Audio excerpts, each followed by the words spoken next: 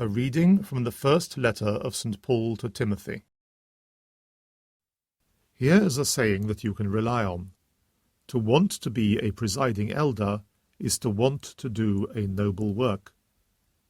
That is why the president must have an impeccable character. He must not have been married more than once, and he must be temperate, discreet, and courteous, hospitable, and a good teacher, not a heavy drinker, not hot-tempered, but kind and peaceable.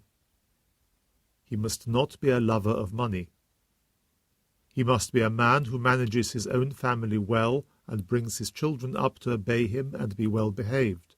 How can any man who does not understand how to manage his own family have responsibility for the Church of God?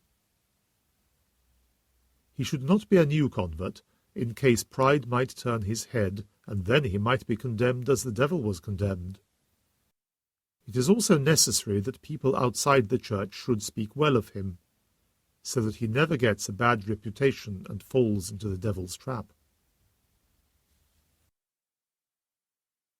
In the same way, deacons must be respectable men whose word can be trusted, moderate in the amount of wine they drink, and with no squalid greed for money.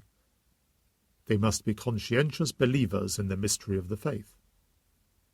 They are to be examined first, and only admitted to serve as deacons if there is nothing against them. In the same way, the women must be respectable, not gossips, but sober and quite reliable. Deacons must not have been married more than once, and must be men who manage their children and families well. Those of them who carry out their duties well as deacons will earn a high standing for themselves and be rewarded with great assurance in their work for the faith in Christ Jesus. The Word of the Lord. A reading from the Holy Gospel according to Luke. Jesus went to a town called Nain, accompanied by his disciples and a great number of people. When he was near the gate of the town, it happened that a dead man was being carried out for burial, the only son of his mother, and she was a widow, and a considerable number of the townspeople were with her. When the Lord saw her, he felt sorry for her. "Do not cry," he said.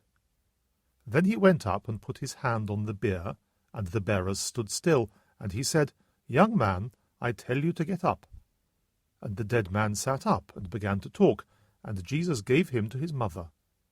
Everyone was filled with awe and praised God, saying, "A great prophet has appeared among us. God has visited his people." And this opinion of him spread throughout Judea and all over the countryside. The Gospel of the Lord.